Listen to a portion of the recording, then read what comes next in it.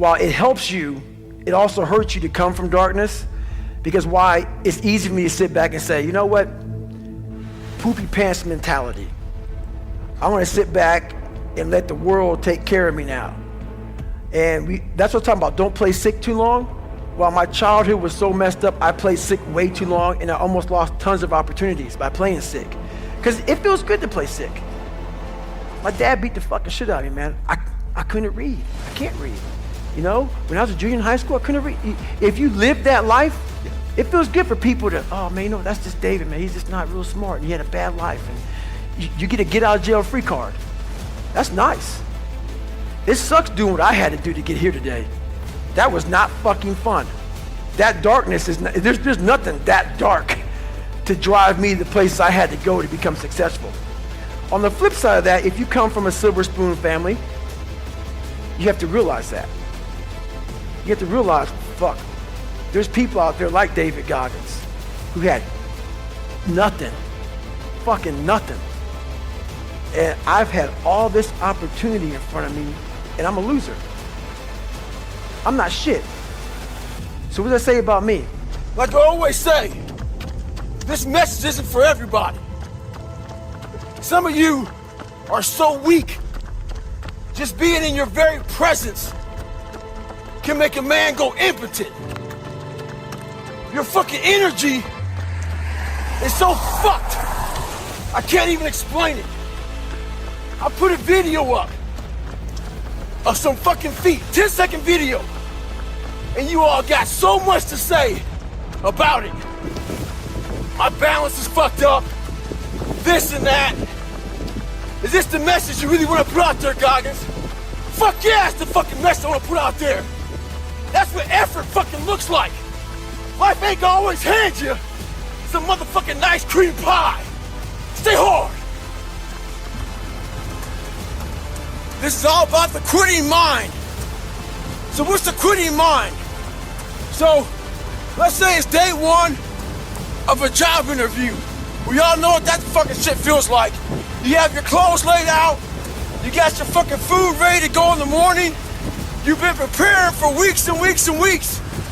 You show up and you bring your best self. You get the fucking job. Merry fucking Christmas.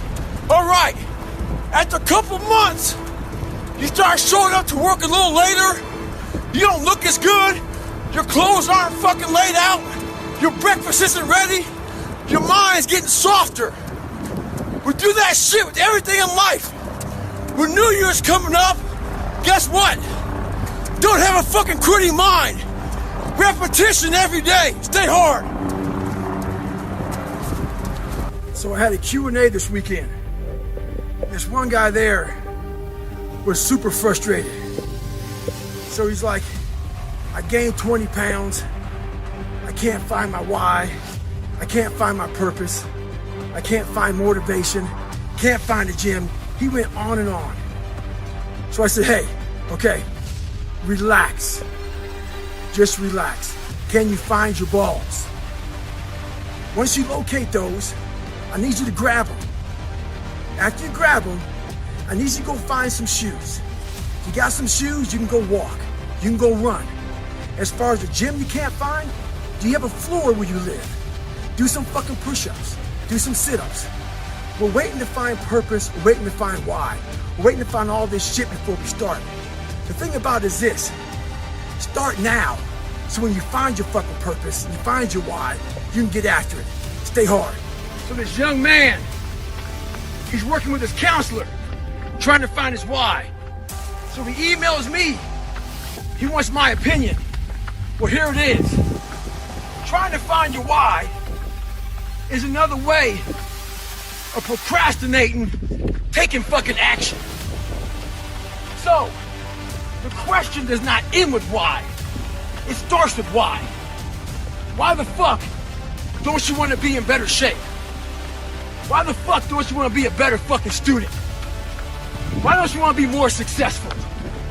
So this is something I can say, and your counselor can't because he might get fired. Maybe you can't find your why because you're lazy. Maybe you can't find your why because you have zero fucking ambition. Regardless, You need to go out here and find it. Stay hard. I think some are actually born with some genetic freakishness. I was not. And what people do so well with me is that they forget the first fucking 4 chapters of that book.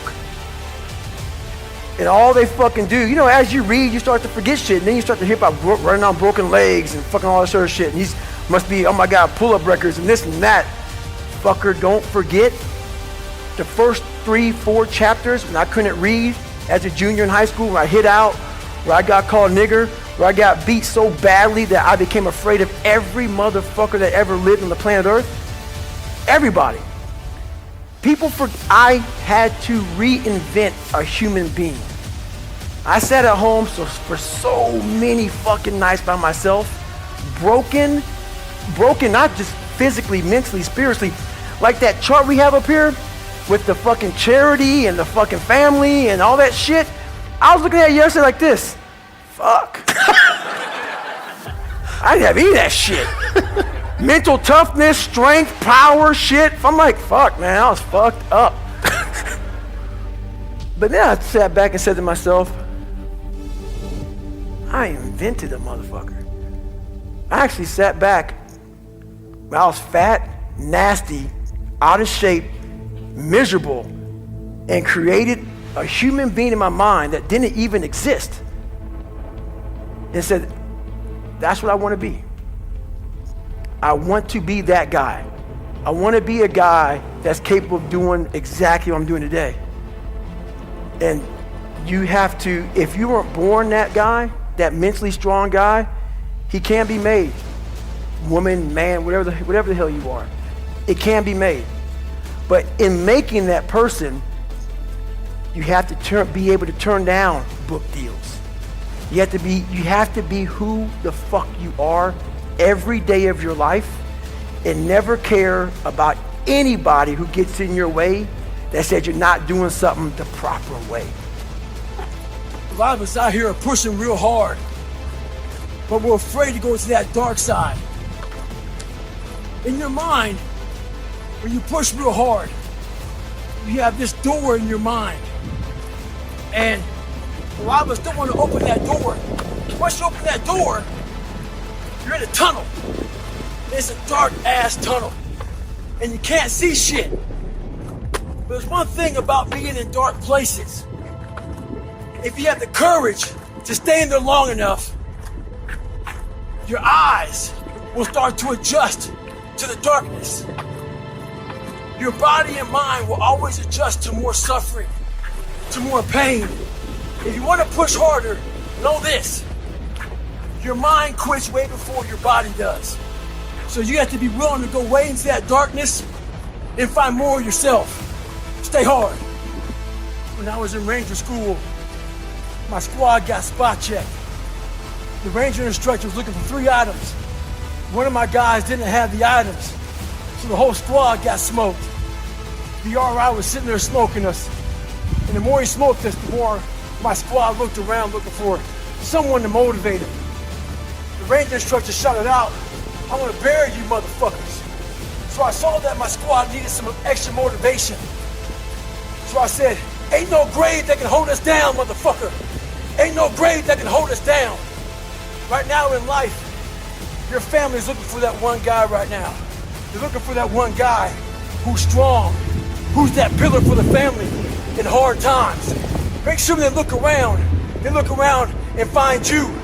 These are the times right now for you to step up. Be that guy that can take anything. Stay hard.